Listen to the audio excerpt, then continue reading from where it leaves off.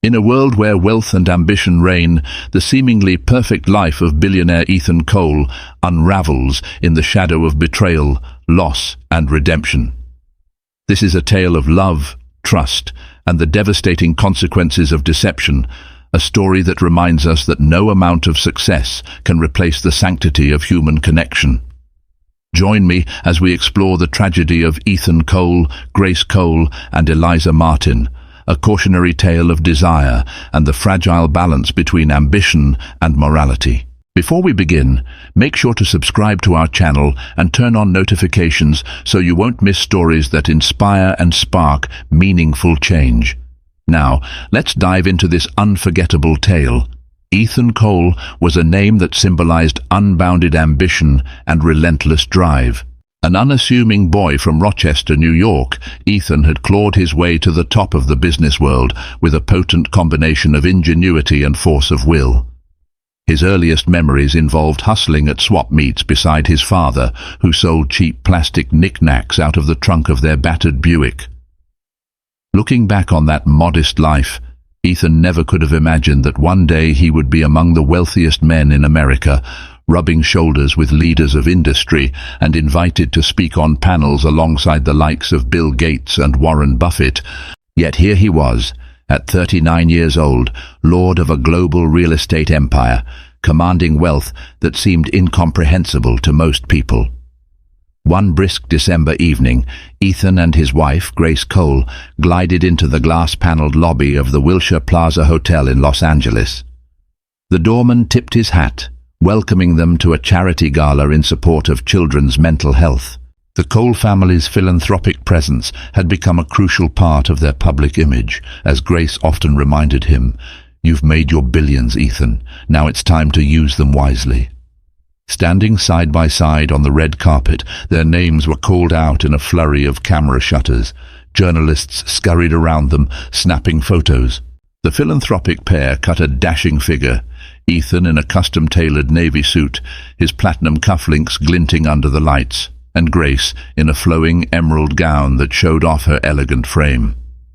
There was a time when Ethan and Grace's marriage had been built on a bedrock of genuine affection. They had met over a decade ago, when Ethan was on the cusp of his first major investment deal, and Grace was an idealistic graduate student in art history at Columbia University. Grace came from an old money family known for their refined tastes and long-standing philanthropic legacy.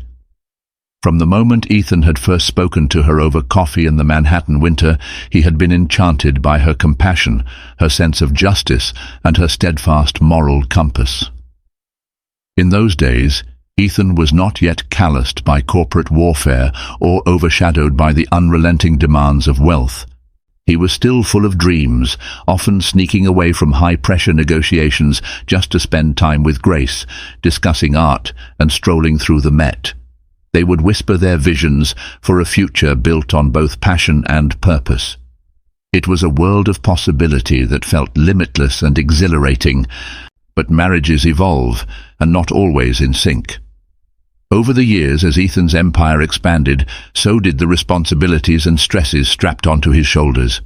Problems came in waves, unscrupulous associates seeking to dip into his pockets, shifting global economic headwinds, putting his real estate holdings at risk, and public expectations that he reinvest in philanthropic causes beyond what he sometimes felt comfortable giving.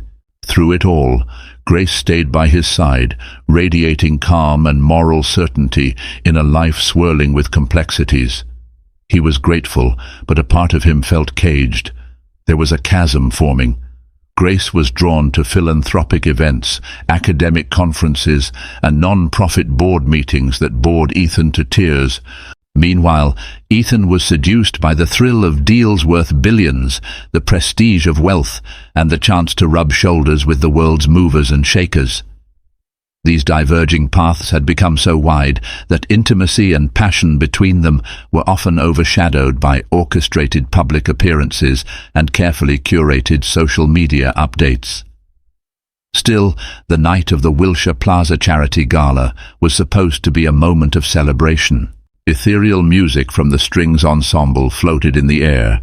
Candle-lit centerpieces adorned round tables covered in fine linen. When the auction commenced, Ethan took the stage.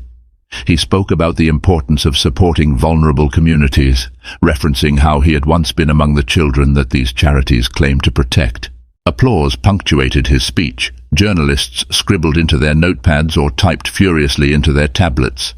Grace beamed with pride, though part of her wondered if Ethan's words were from the heart or from a place of social obligation. Their eyes met, and Ethan gave a reassuring smile as if to confirm his sincerity.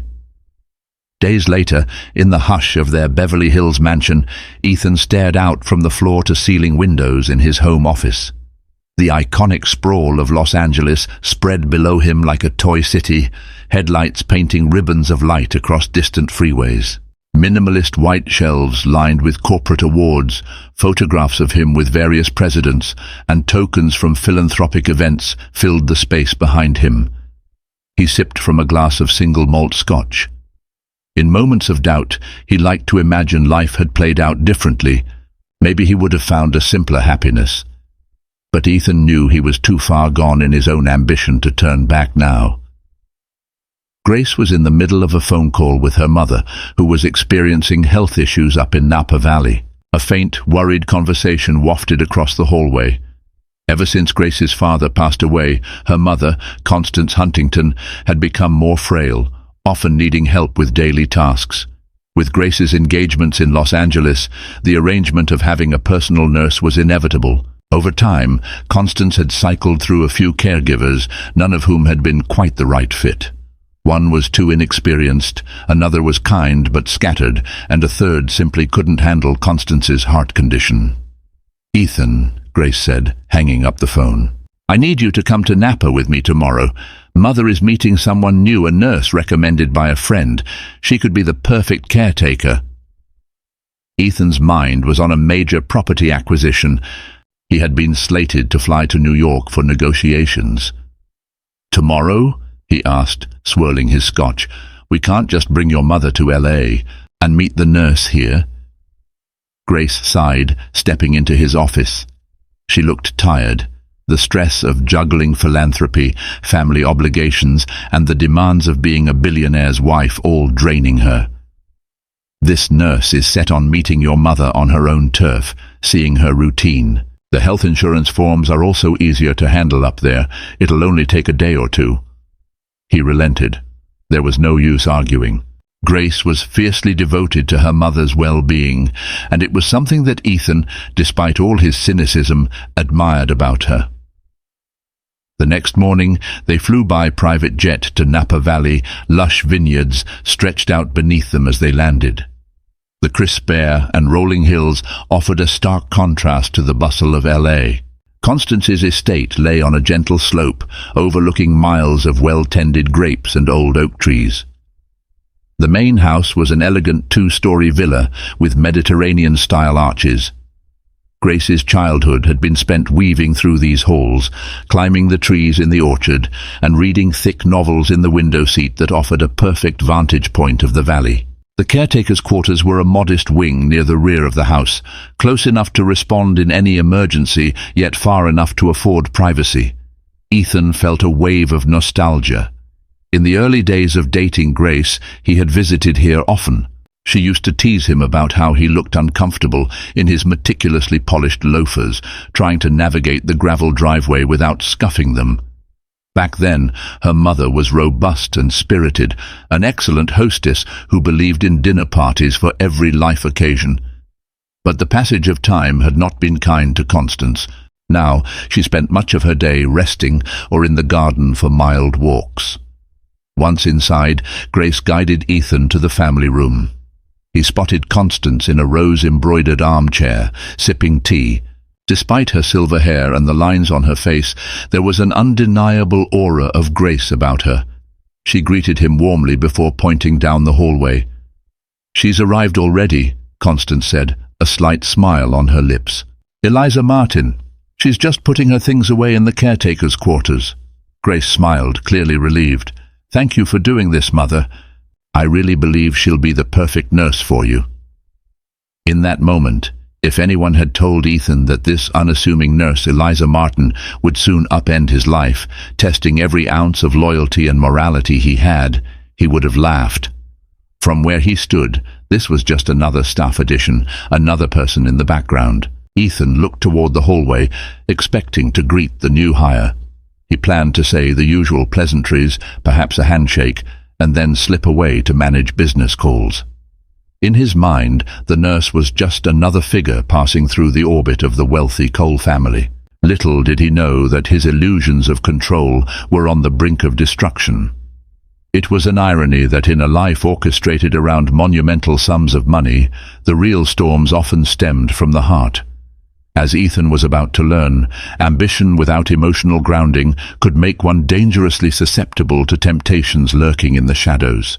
And so began the subtle unraveling of the perfect image Ethan Cole had so painstakingly built around himself.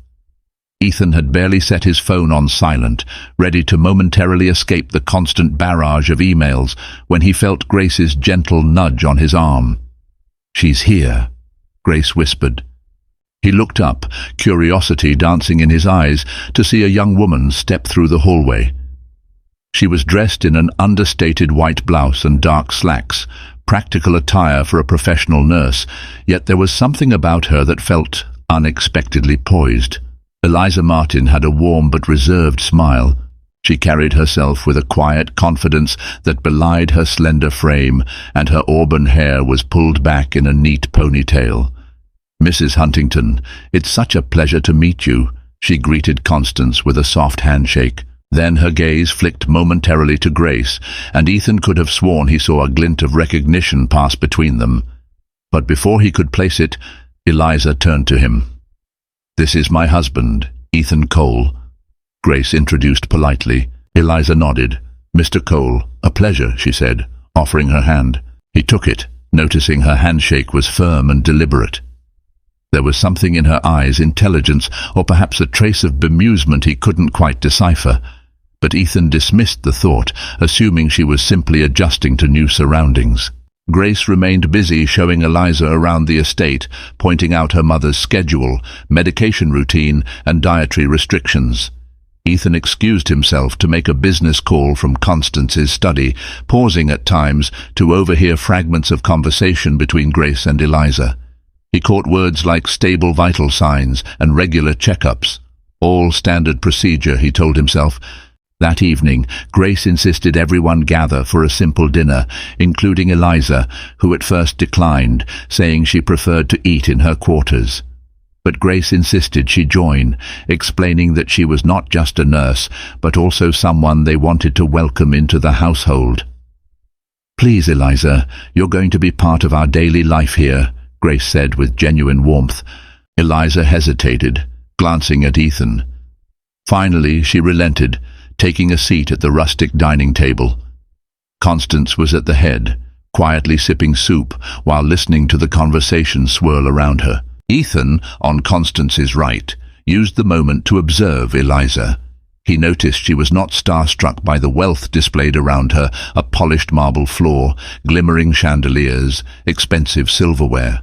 In fact, she seemed comfortable, as though wealth did not intimidate her. That alone set her apart from most new hires in Ethan's orbit. "So, Eliza," Ethan said, trying to be conversational, "how did you decide on a career in nursing?" She paused, carefully lowering her spoon. "I've always been drawn to caring for people," she replied. "I was close to someone who was very ill during my teenage years, and it changed my perspective on life. I realized that health is fragile, and sometimes a kind word or professional support can make all the difference." Grace nodded encouragingly, while Constance gave Eliza a grateful glance. Something about Eliza's voice was soothing, ethereal almost. In that moment, Ethan felt a peculiar pang, an odd sense of familiarity he couldn't place. It nagged at him like an itch. He tried to push it aside. After dinner, Grace walked with Eliza through the corridor, detailing certain aspects of the estate's security system and emergency protocols. Ethan was left alone to finish his wine in the living room. The fireplace crackled. He caught a glimpse of Eliza's reflection in a nearby mirror, her eyes flicking in his direction for the briefest of seconds before she disappeared into the hallway. The days stretched into a week, and Ethan found himself staying longer than intended in Napa. Partly, he wanted to ensure the new nurse was genuinely competent before leaving Grace's mother under her care. Partly, his flights to New York kept getting postponed due to ongoing negotiations, a convenient reason to remain in the picturesque estate. Constance seemed more at ease, sleeping better, and occasionally surprising them by moving around with more energy. Eliza's presence was undeniably beneficial. However, an undercurrent of tension began to thread itself through each day. Small moments, Ethan catching Eliza studying him from across the room when she thought he wasn't looking. A conversation halted the moment he stepped near. Grace would sometimes flash an odd expression at Eliza, as though recalling an old memory, but unable to piece it together. Ethan sensed there was a history between them, though Grace never mentioned it explicitly. One afternoon, while Constance was napping, Ethan decided to take a walk through the vineyards. The sky was clear, with the sun's warmth mellowed by a gentle breeze. He strolled through rows of meticulously cultivated vines, recalling the early days when Grace had invited him to harvest grapes. He'd been embarrassingly clumsy. He was lost in thought when he heard footsteps behind him. Turning, he saw Eliza, dressed casually, striding up. She must have just finished her shift, because she wore jeans and a light cardigan. "Mind if I walk with you?" she asked. Ethan hesitated only briefly before nodding. Side by side they ambled through the vines, the setting sun dipping behind the rolling hills. He waited for her to speak, but she was silent, occasionally looking around as though absorbing the beauty. Finally, Ethan broke the quiet. "How are you settling in?" She gave a small smile. "Quite well, actually, Mrs. Huntington is a gentle soul, easy to care for once you understand her routines." He nodded. "She is. A good person. Grace is obviously relieved to have found you." Eliza's gaze fell on a cluster of grapes. Her expression was unreadable. "Yes, Grace is kind." Silence again. Wind rustled the leaves. Ethan felt that itch again, a question on the tip of his tongue. He decided to voice it. "I have a feeling you and Grace know each other. Maybe from before. Am I wrong?" Eliza froze. Only for a second, but enough for Ethan to register it. She turned her eyes to him, searching his face. "We might have crossed paths in the past," she said slowly, "but I don't think it's particularly significant." He wanted to press further. Something about her tone told him there was a story there, but before he could ask, she changed the subject, pointing out the beauty of the sky's warm orange glow. They lapsed into a more casual conversation about Napa's climate, the intricacies of caring for older patients, and Eliza's occasional volunteer work in free clinics. She had traveled widely, she said, partly for work, partly for personal reasons. "Sometimes one needs to see the world to understand oneself," she mused, looking off into the distance. The conversation felt unforced, strangely intimate in the hush of the vineyards. Ethan found himself captivated by the nuance in her words, the subtle shifts in her expression. When they finally looped back to the estate, dusk was settling, and the veranda lights flickered on like glowing beacons against the deepening sky. Grace was on the porch, a paperback novel on her lap. The moment she saw Ethan and Eliza return together, her brow furrowed slightly. "Everything all right?" she asked, with a tilt of her head. "Fine," Ethan replied, flashing a casual smile, though he could sense Grace's discomfort. "Just taking in the scenery." Eliza excused herself, walking briskly into the house. It struck Ethan that for all her poise she seemed restless, as though living with some hidden tension. He wanted to know more, but he reminded himself that it was none of his business. She was an employee, a caretaker. His curiosity was unimportant compared to her professional duties. Yet that evening, Ethan's thoughts swirled. He found it difficult to sleep. From the master bedroom's balcony, he watched the moonlight bathe the vineyards, turning them silver. Grace slept soundly, or so it seemed, but around 3 in the morning she stirred. "Ethan," she mumbled, half asleep. "It's okay," he whispered, "just can't sleep." "You should try." Her voice was thick with drowsiness. "We can't stay here forever. We head back to LA next week. I have so much to plan for the next charity event, and you have that New York deal. And Eliza will stay here with Mother." There was a note of relief in her tone. Ethan nodded absently. He was indeed heading back soon. In the quiet of the night, his mind kept returning to Eliza's guarded glances, the cryptic exchange about her possible connection to Grace. He told himself it was just idle curiosity, that once he returned to LA, he'd forget the pretty nurse and her mysteries. But life has a way of throwing curveballs when we're certain we have control. And Ethan Cole, for all his business acumen, was about to learn that some storms you can't outrun, no matter how big your private jet may be. Ethan left for New York to finalize the real estate acquisition, while Grace stayed in Napa for another week. Constance's health seemed to stabilize under Eliza's vigilant care, allowing Grace to immerse herself in philanthropic planning from a cozy study. The trip parted husband and wife once again, him in the hustle of Manhattan's skyscrapers, her in the pastoral calm of Napa. They stayed in contact through phone calls and messages, discussing the usual business updates, her mother's progress, philanthropic details. Neither mentioned Eliza, though her unspoken presence hung in the spaces between their words. The New York deal, a prime property acquisition near Central Park, was complex. Ethan had assembled a crack team of legal experts, financiers, and real estate consultants. Countless hours were spent in negotiations, peppered with briefings in plush offices, hushed lunches in five-star restaurants. One evening, after a successful day of signing preliminary agreements, Ethan found himself alone in a lavish penthouse suite overlooking the sparkling city. He poured himself a bourbon, the ice clinking against the glass, and stared out at the skyline. The sense of accomplishment he usually felt at landing a deal this significant eluded him. Instead, he thought about Napa's vineyards, Grace's relief at her mother's improvement, and Eliza. He wondered if she was still there, walking the vineyards in the evening, gazing at the sky with that mysterious look in her eyes. Then a question snaked through his mind. "Why do you care, Ethan?" He had never let himself be distracted by an employee before. True, there had been temptations in his past models at charity events, socialites in exotic locales, but Ethan prided himself on self-control, an iron will that matched his billion-dollar empire. And yet something about Eliza unsettled him, a quiet sense of familiarity he could not shrug off. When Ethan returned to Napa a few days later, it was supposed to be a quick stop. He intended to pick up Grace, finalize a few details of Constance's new financial arrangement for in-home care, and then whisk Grace back to Los Angeles for the next wave of philanthropic galas. But as soon as he stepped into the estate's foyer, a hush enveloped him. The staff had become used to the new normal with Eliza, who had seamlessly integrated into the household routine.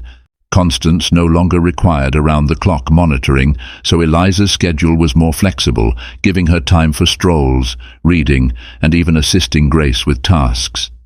Ethan found Grace in the sunroom, flipping through a series of spreadsheets. "Welcome back, stranger," she teased, standing to kiss him on the cheek. He could sense the tension in her body, though she tried to hide it. "How'd it go in New York?" He gave her a capsule summary, concluding with, "It's basically a done deal." Grace offered a polite nod, eyes scanning his face. Then they lapsed into logistic talk. A major fundraiser was coming up in Los Angeles, and Grace would be one of the key speakers. Ethan would need to put in an appearance as well, though his schedule was tighter than ever. At dinner, Ethan noticed that Eliza did not appear. Constance explained that Eliza often preferred to eat in the caretaker's quarters now, citing the need for personal space after a day of assisting her. Grace seemed nonchalant about it. "She's working so hard. A bit of privacy is good for her," Grace said. Later that evening, after Grace retired early from a headache, Ethan wandered the halls. An inexplicable pull led him toward the caretaker's wing, an area he rarely visited. He found Eliza in a small lounge adjacent to her bedroom, reading a medical journal with her feet propped on a coffee table. She looked up in surprise when he appeared. "Mr. Cole," she said, smoothing a lock of hair behind her ear. "Is everything all right with Mrs. Huntington?" "Yes," Ethan replied, stepping in. The lounge was modest, a single couch, a lamp, a bookshelf. The place smelled faintly of lavender and antiseptic, a nurse's trademark. "She's sleeping." Eliza closed her journal. "Good. She's had a stable day, no spikes in blood pressure. I gave her a mild sedative to ensure rest." He nodded, suddenly feeling awkward. A silent moment stretched between them. He cleared his throat. "I suppose I just wanted to see how you're doing. Grace mentioned you like your privacy, so I hope I'm not intruding." She studied him as though weighing his words. Eventually, she offered a small smile. "I appreciate you checking in. It's been interesting living here. Different from other assignments." "How so?" he asked, genuinely curious.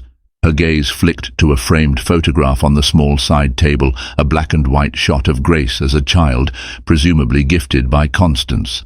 Eliza's voice grew quieter. "Sometimes caring for the wealthy can be isolating for a nurse. You're around so much opulence, but you're part of the staff, so it's easy to feel out of place." Then, as though catching herself revealing too much, she sat up straighter. "Not that I'm complaining. Mrs. Huntington has been kind." Ethan took a seat in an armchair across from her. Something in her expression invited deeper conversation. "Is that the only thing that's different?" he probed, trying to catch the subtle shift in her eyes. "I sense you've known Grace from before. You both act like you've crossed paths." Eliza paused, exhaling softly.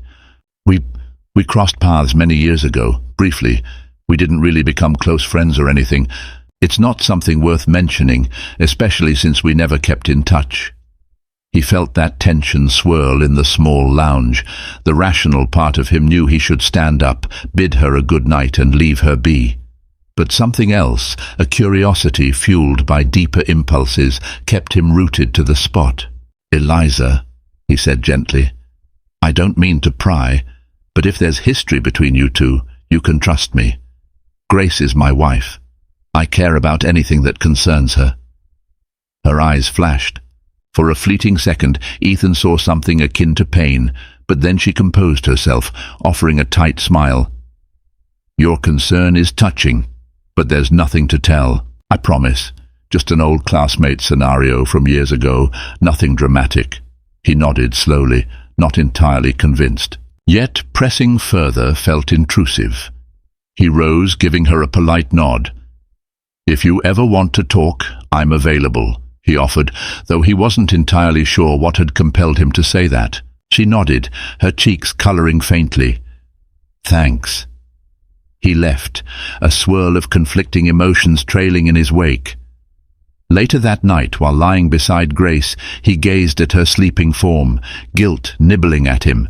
He told himself it was mere curiosity, the same compulsion that made him a ruthless businessman who never left a stone unturned.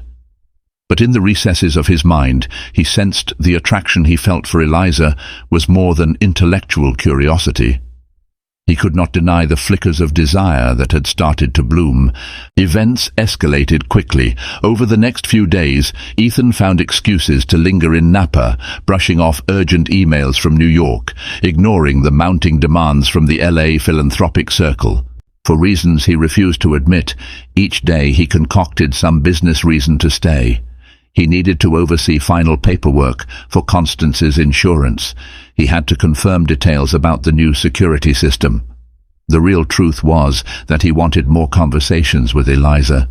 He craved glimpses of her subdued smile, the soft hush of her voice. One warm afternoon, Ethan arrived at the caretaker's quarters under the pretense of checking an electrical problem in the house. He'd claimed to the staff that some lights were flickering, an outright fabrication. He found Eliza on the patio, a book on her lap, overlooking a small flower garden that Constance's father had planted decades ago. She stood up, startled. "Mr. Cole? Did something happen to Mrs. Huntington?" He shook his head, stepping forward. No, Constance is fine. I just... He hesitated, glancing around as though searching for something. I might have made an excuse to come see you. Eliza's eyes widened, and colour rose to her cheeks.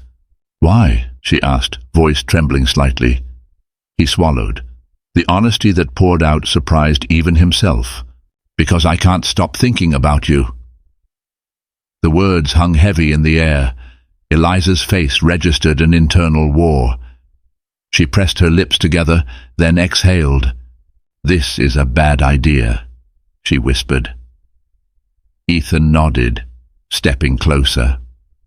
The soft buzz of insects circled in the bright afternoon sun, while distant chatter from the estate staff occasionally wafted through the air. I know, he said, and he took her hand gently. I can't help it. There's something about you. She tried to pull away, but not entirely. Her eyes glimmered with tears that threatened to spill. Ethan, I'm your wife's employee. I take care of her mother. This is all kinds of wrong. He gently let go of her hand, conscious of the boundary they were poised to cross. We're both adults, he said, his voice low. I'm not asking for anything more than a conversation, a chance to know you, really know you. She shook her head, stepping back, her arms wrapping protectively around her torso. No, I can't. Not here. Not now. Her voice wavered. Please, just respect that. A sense of shame mingled with desire in Ethan's gut. He closed his eyes, inhaling deeply. All right, he said, stepping away. I'm sorry. I won't push you. Yet the flame of forbidden attraction had been lit, and deep down he suspected this was only the beginning. That night, Ethan lay awake, mind racing through the consequences of what he was feeling. Grace had been nothing but devoted, and though they were distant, he knew she still cared. One reckless move could unravel the entire life he built. But the more he fought it, the stronger the pull toward Eliza became. He reasoned with himself, maybe it was just an infatuation, something that would fade. Or maybe it was a sign of deeper dissatisfaction with his marriage, a symptom of a life that had grown stale and predictable. Days passed in an agonizing dance of avoidance and attraction. Eliza made herself scarce, leaving Ethan to pace restlessly across the estate. He found reasons to corner her, short interactions that burned with unsaid words. Each time she exuded a turmoil that mirrored his own, an undeniable desire tempered by shame and fear. In the midst of this emotional storm, Grace, oblivious to the mounting tension, prepared for their return to Los Angeles.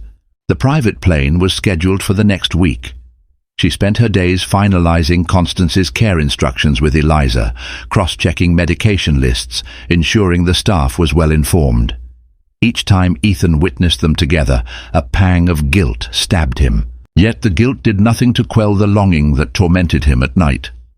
Finally, on the eve of their departure, the unthinkable happened. Late into the night, Ethan was in the hallway, returning from a phone call in the estate office. He saw a small light under Eliza's door. On a reckless impulse, he knocked softly. She opened the door, wearing a plain nightgown, her hair loose around her shoulders. The sight of her nearly stole his breath. "Ethan, what are you?" Before she could finish, he seized her in a passionate, desperate kiss. For a moment, she froze, then responded with equal hunger. It was like a dam bursting. Weeks of suppressed desire flooded them. She tugged him into the room, and the door clicked shut behind them.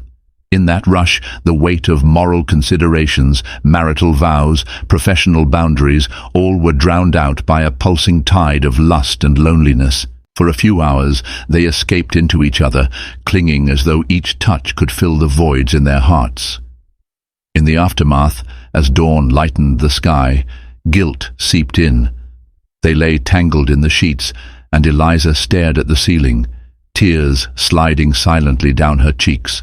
"What have we done?" she whispered. Ethan closed his eyes, his heart pounding. He had never felt so alive and so ashamed simultaneously. Leaning on an elbow, he tried to brush away her tears, but she turned her face away as though repulsed by her own choices. "I shouldn't have," she began, voice breaking. He held her gently. "We both did this. Let's figure it out." But deep down, he felt the first rumblings of dread, because there was no easy way to figure out betraying one's spouse or crossing professional ethics, and something told him Eliza's past connection to Grace was more profound than she let on. In that hollow, exhausted silence, the hush of mourning enveloped them. Outside, the estate was waking up, staff preparing breakfast, birds beginning their dawn chorus. Inside, two people lay in bed, bound by something illicit and irreversible. Neither of them knew it yet, but the tragedy they were setting in motion would soon engulf more than their reputations and consciences. It would shatter lives in ways they couldn't imagine. Grace and Ethan returned to Los Angeles as planned, leaving Eliza in charge of Constance's care. It was an arrangement that had been set up weeks in advance, ensuring Constance's well-being in the presence of a trusted nurse. But the tension from that night lingered like a dark cloud on the horizon. Ethan had parted from Eliza at dawn, with one last anguished glance. Eliza's whispered plea had followed him onto the plane. "Don't contact me. I need space. This can't happen again." Back in their Beverly Hills mansion, Ethan tried to slip into the rhythms of his high-profile life. He attended philanthropic meetings alongside Grace, gave interviews about his successful New York acquisition, and resumed negotiations for other deals. But he was haunted by the memory of Eliza, the softness of her skin, the vulnerability in her eyes when she whispered his name in the dark. He couldn't concentrate for more than a few hours without replaying that night in his mind. Grace, for her part, noticed the strain in his demeanor. She assumed it was business stress. One evening, after a charity event, she cornered him in their spacious bedroom. "Ethan, you're distant, even more than usual. Is everything all right?" she asked, concern coloring her voice. He couldn't meet her gaze. "It's fine, Grace, just the usual investment headaches." He forced a small smile, leaning in to kiss her cheek. She stiffened slightly, as though sensing his evasiveness. Time moved forward with excruciating slowness. Ethan heard only through Grace's updates that Constance was stable, thanks to Eliza's care. He avoided calling Eliza outright. Part of him respected her request for space. Another part feared what might be said if they did speak. Yet the longing gnawed at him. 2 weeks later, fate intervened in the form of an unexpected phone call. It was Constance's estate manager, sounding urgent. "Mr. Cole, there's been an incident at the Napa house." Ethan's heart hammered. "Is Constance okay?" "Yes, she's fine, but Ms. Martin was attacked while driving in town last night. She's stable now, but in the hospital with a concussion." The word sent a shockwave through Ethan. He forced himself to remain composed while extracting details. The caretaker's Toyota had been sideswiped by a drunk driver. Eliza was thrown against the steering wheel, sustaining injuries that required a hospital stay. Once the phone call ended, Ethan found himself breathless, consumed by a fierce need to see her. Grace's reaction was immediate. "I'm going to Napa to be with Mother and see if Eliza needs anything. She must be terrified," she said, summoning the staff to pack her bags. Ethan's stomach twisted. He wanted to be there, but he worried about the tension of seeing Eliza. "I'll come with you," he offered, trying to sound casual. They flew to Napa that very night. On arrival, Grace insisted on going straight to the hospital, where they found Eliza in a private room, her head bandaged, her face sporting a dark bruise along her cheek. Constance had insisted on covering all medical expenses. Upon seeing Grace and Ethan, Eliza's expression wavered between relief and anxiety. She managed a small, polite smile for Grace's sake. "Oh, Eliza," Grace murmured, approaching her bedside. "I'm so sorry this happened. Are you in much pain?" Eliza winced slightly. "It's manageable thanks to the meds. The doctor says I should be okay in a week or so, just need rest." She then glanced at Ethan, her eyes flashing with unspoken tension. "Mr. Cole." He cleared his throat, forcing a smile. "Good to see you're conscious. That's a relief." An uncomfortable silence threatened to take hold, but Grace kept talking, offering to arrange for in-home therapy at Constance's estate. The hospital staff gave a rundown of the injuries: a moderate concussion, some bruised ribs, minor lacerations. "She's lucky," the nurse concluded. "It could have been much worse." Afterward, Grace stepped outside to speak with the doctors. Ethan stayed behind, drawn irresistibly to Eliza's side. She reached for his hand, her grip trembling. "I'm sorry," she whispered, her eyes brimming with tears. He leaned closer. "Why are you apologizing? You got hurt." She swallowed hard. "I tried to keep distance, but there's so much I need to tell you." Her voice faltered. "And I'm terrified." His mind raced. He squeezed her hand gently. "You can tell me anything." Before she could respond, Grace re-entered the room, voice brimming with relief. "They say you can be discharged tomorrow, and we'll have a live-in therapist to help you recover at the estate. I want you to focus on getting better." Eliza nodded, her gaze lingering on Ethan, pregnant with secrets unspoken. The next day saw Eliza settled back into the caretaker's quarters, albeit wearing bandages and leaning on a cane for support. Constance insisted she not resume duties immediately, urging her to recover fully. Grace spent hours fussing over her mother and Eliza, ensuring the correct medication was administered, the living space was comfortable, and that no detail was overlooked. Ethan helped in small ways, arranging for top-tier doctors to make house calls, setting up a short-term disability plan. But truly, he was counting the moments until he could be alone with Eliza. That chance arrived on a crisp afternoon when Grace drove Constance to a follow-up appointment in the next town. The staff was sparse, mostly in other parts of the estate. Ethan found Eliza resting in a lounge chair in the sunroom, gazing at the vineyards through large windows. He approached her cautiously. "How are you feeling?" She grimaced, shifting slightly. "Sore, but better." He sat near her, the sunlight glinting off his watch. "You said you had something to tell me." She bit her lip. "Yes." A trembling breath. "This might change everything, Ethan. I knew Grace back in college. We were roommates for a semester. She was kind, but I wasn't in a good place. I struggled financially, took questionable jobs. I was embarrassed. Then something terrible happened. My younger sister died from a rare condition. I left college to care for her during her final weeks. Grace offered help, but I was too proud or angry at the world to accept." Tears rimmed her eyes. Ethan squeezed her hand softly. "I'm so sorry." She continued, voice shaking. "Fast forward years later. I became a traveling nurse, got involved in some relationships that ended badly. Last year my father fell ill, and we sank into debt. I heard Grace had married a billionaire. She was living a life of privilege, continuing her philanthropic works. For a while, I resented her. She offered me help once, but I refused, and now she's living in this mansion with everything she could ever want." Ethan's heart pounded. He wanted to console her, to say that Grace's wealth didn't define her compassion, but Eliza pressed on.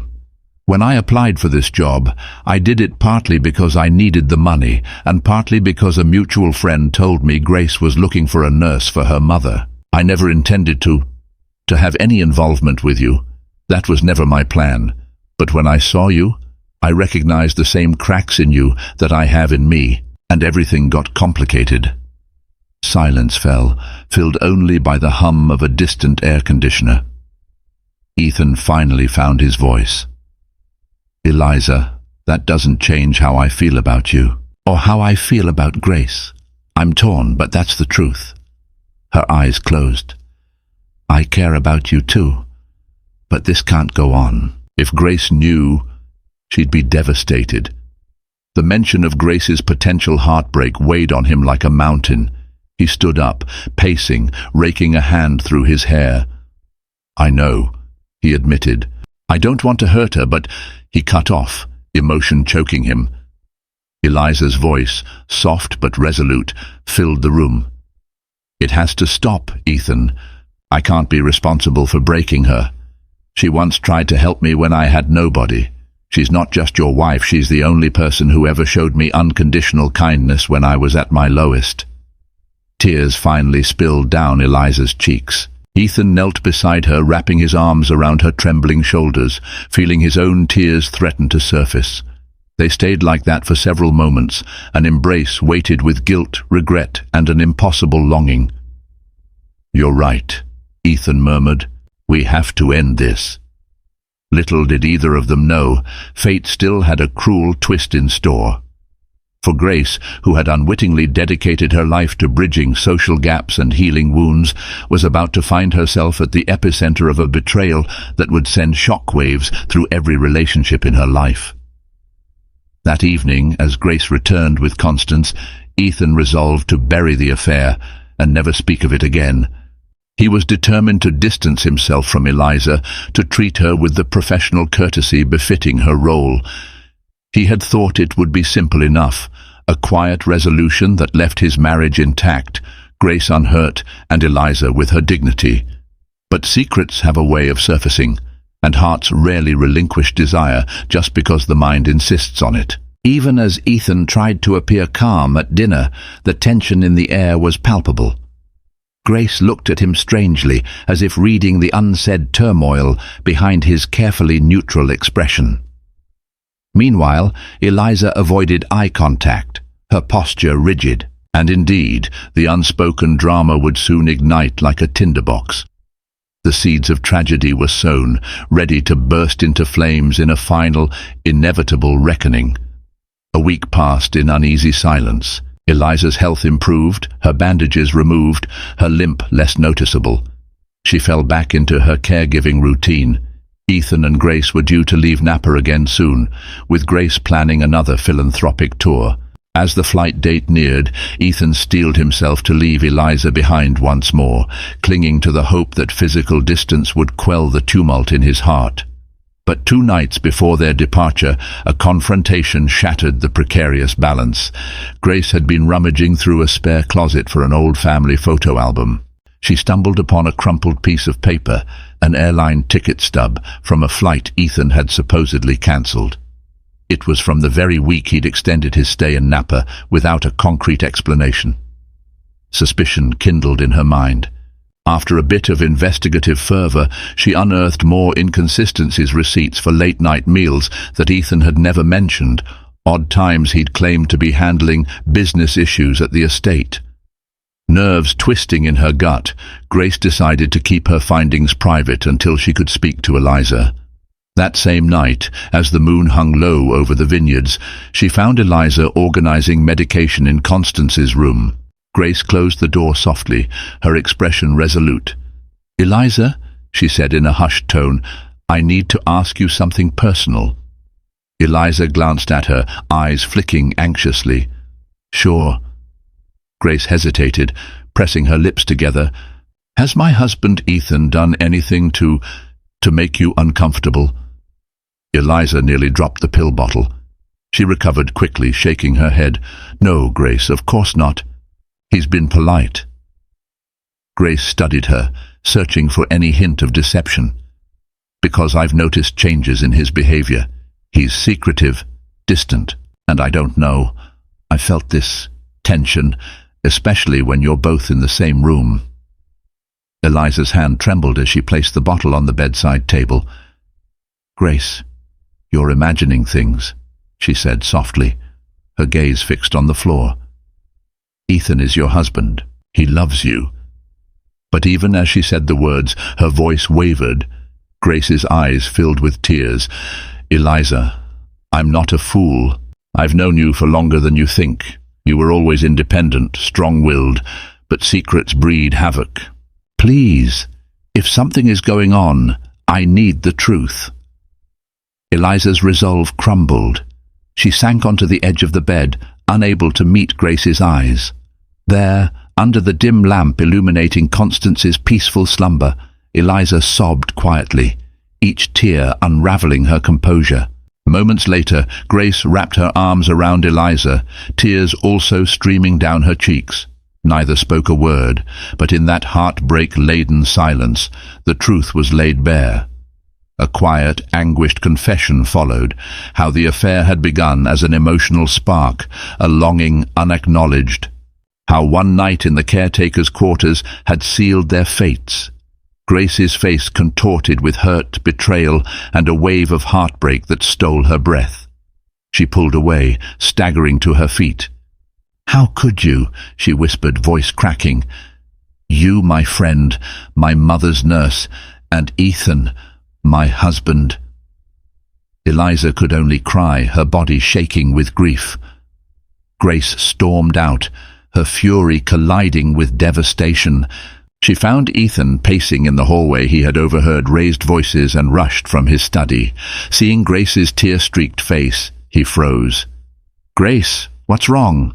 he asked shakily. She glared at him, eyes flashing with anger so intense it bordered on hatred. "You did this," she hissed, words trembling with the force of her emotion. Then she sank to her knees on the hallway carpet, sobbing uncontrollably. Ethan rushed to her, but she shoved him away.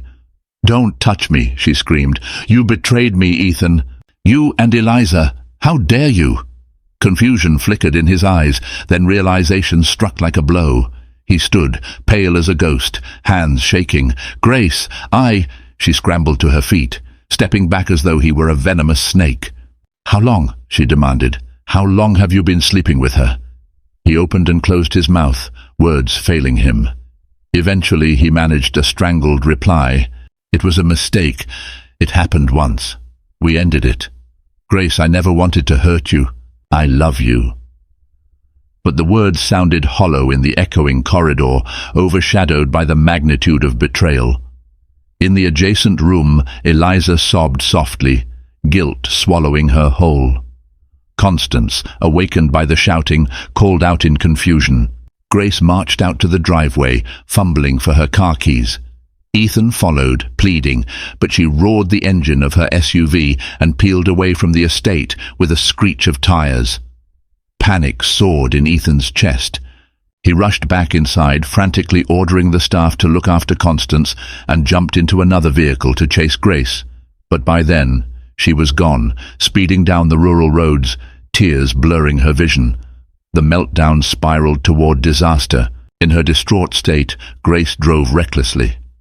She took a sharp turn too quickly, the SUV fishtailing on loose gravel. The last thing Grace saw was the crooked silhouette of a tree looming in her headlights. The crash thundered through the quiet night, metal screeching, glass shattering, a final scream snuffed out in an instant. When Ethan arrived on the scene, sirens blared and ambulance lights splashed red and blue across the twisted wreckage. He sprinted to the wreck, ignoring the paramedics' attempts to hold him back. The sight that greeted him seared into his mind forever.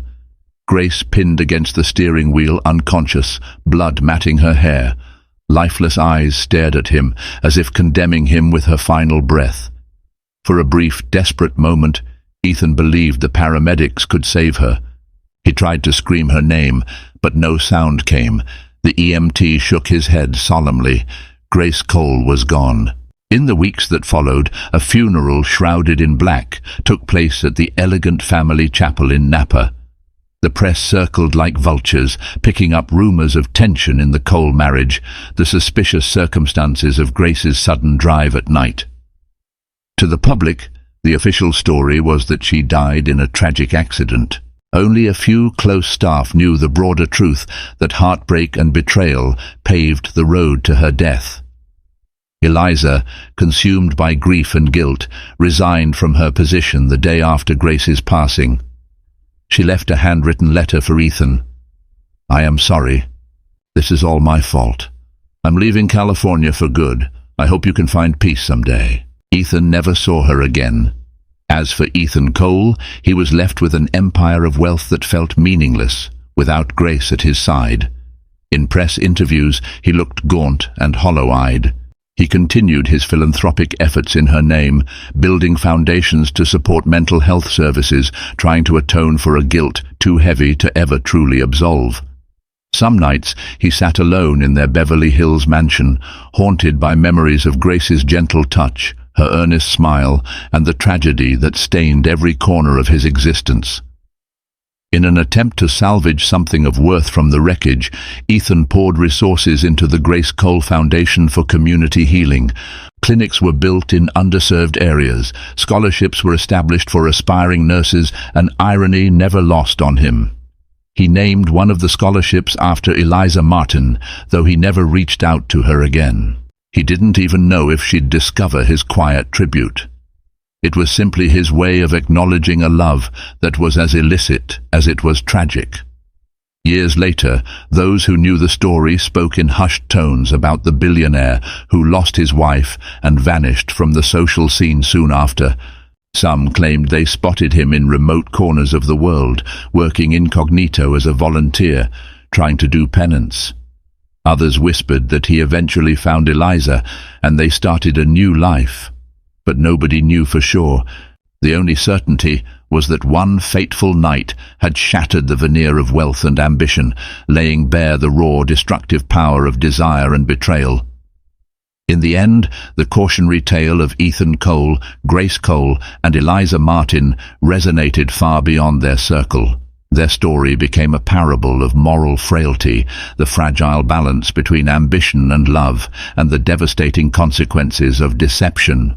For those who heard it, there was a single takeaway that emerged like a quiet beacon of truth. No amount of money, prestige, or carefully cultivated image can replace the sanctity of trust, and once broken, that trust can lead to irreparable tragedy. The Cole Foundation continued to flourish, ironically championing the ideals Grace had always held dear: compassion, authenticity, and resilience in the face of life's hardships. Perhaps that was Ethan's final gift to the woman he had so deeply wronged, dedicating the remnants of his broken empire to the greater good. In doing so, he kept a fragment of Grace's spirit alive, a testament that out of the darkest tragedies, a flicker of hope might still emerge. In remembering her life, many spoke of Grace as an angel of kindness, a guiding light for the powerless.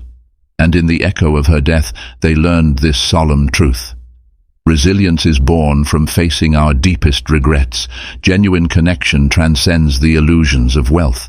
And authenticity is found only when we confront who we truly are, even if it takes a lifetime to atone for one ill-fated night that changed everything. If this story moved you, please like and subscribe for more tales that inspire deep thought, foster understanding, and explore the complexity of human emotions. Together, let's learn from these narratives and strive to be better in our own lives.